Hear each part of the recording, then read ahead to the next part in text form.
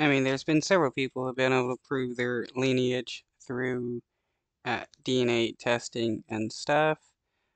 Some with various documented records. And so, I mean, we just got to set up various programs to help these people find out if they are descendants. Um, a lot of people do know that they are descendants of slaves.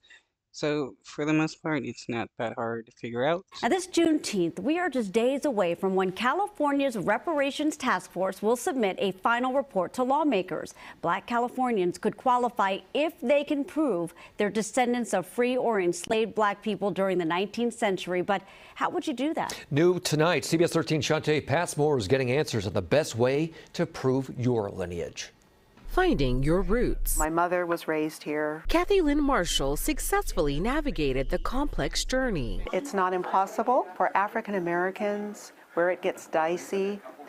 The 1870 census was the first time that we are shown by name in a census. Recently, dozens gathered to see if they could trace their family history. If you don't know where you're coming from, you have no sense of direction. The question, who are your ancestors, will be pivotal if California's reparations task force gets its way.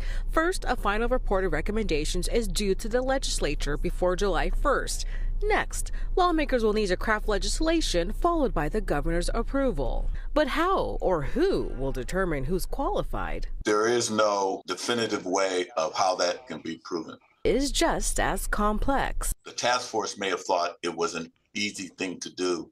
It is not. While the details have yet to iron out, Marshall says now is the time for Black Californians to prove they're descendants of an enslaved or free Black person in the 19th century. Records like birth and marriage certificates are a start. Anything before the 1870 U.S. Census, the Freedmen's Bureau chronicles life following the end of slavery. For example, work contracts may show an employer's name who may have also been the former slave owner. This lead could show who belonged to that person. I think when people start uncovering different narratives within their family tree, some of that's going to be really hard. How was that for you? It's a really good point, especially when DNA testing is involved. You may find secrets, things that you did not know about your family. Marshall hopes Black Californians will soon uncover who they are. Don't wait for what reparations may or may not be. Write your stories now. The Greater Sacramento African American Genealogy Society tells us another great source, the Sons and Daughters of the United States Middle Passage. Well, those resources at CBS 13.